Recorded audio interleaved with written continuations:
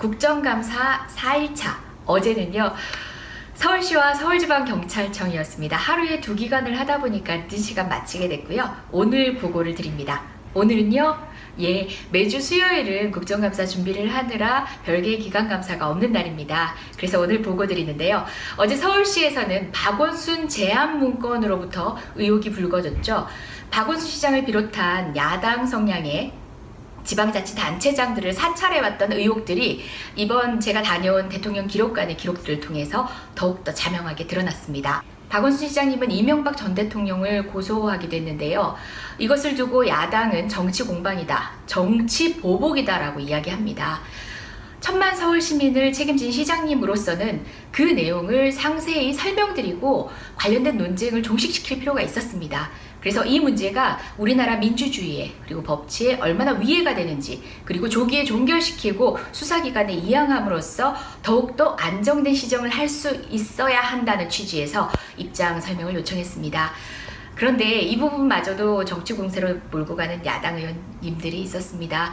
박원순 시장 국감 같은, 흡사 박원순 시장이 우리나라 국정농단을 하고 있다는 느낌이 들 정도로 몰아세우는 국감이 있었는데요.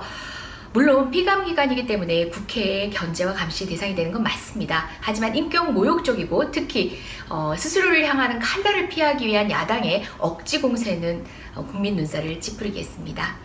이어진 서울지방경찰청 국감에서는 일명 어금니 아빠 사건에 대한 경찰 초동대응 미숙함에 대한 지적을 했습니다. 몇 번이나 기회가 있었습니다. 우리 사랑스러운 아이를 살릴 수 있는 몇 번의 기회가 있었습니다. 그럼에도 불구하고 우리 경찰은 매 순간을 놓쳤습니다. 단순 실종사고, 가출사고로 취급을 해서 범죄의 혐의가 있는 이영학에 대한 내사를 하고 있는 경찰이 관련된 사실을 놓쳤습니다. 저 역시 피감기관을 감사하는 입장에서도 국민께 송구한 마음입니다.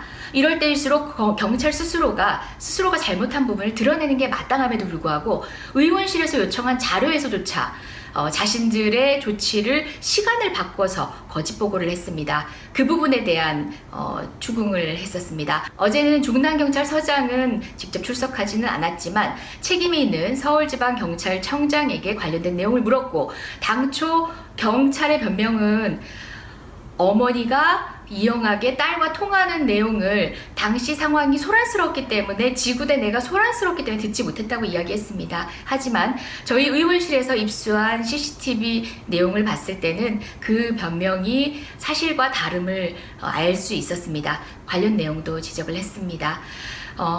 모쪼록 국민께 염려를 끼쳐드린 점 너무 송구합니다. 경찰 스스로, 국가기관 스스로 신뢰회복을 위해서는 잘못된 바도 스스로 드러내고 명백히 책임 소재를 밝혀야 합니다. 내일은요, 국정감사 5번째 경기도로 갑니다. 남경필 지사님 기다리세요.